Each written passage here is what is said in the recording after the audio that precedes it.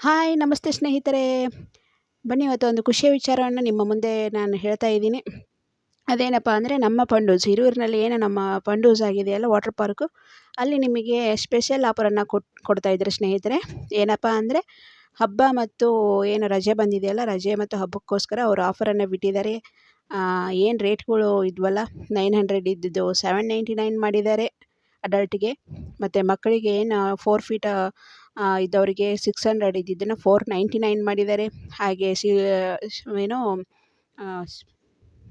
ಸೀನಿಯರ್ಸ್ಗೆ, ಹಿರಿಯ ನಾಗರಿಕೆ ಸೀನಿಯರ್ ಸಿಟಿಜನ್ನಿಗೆ 600 ಇದ್ದಿದ್ದು 499 ಮಾಡಿದ್ದಾರೆ.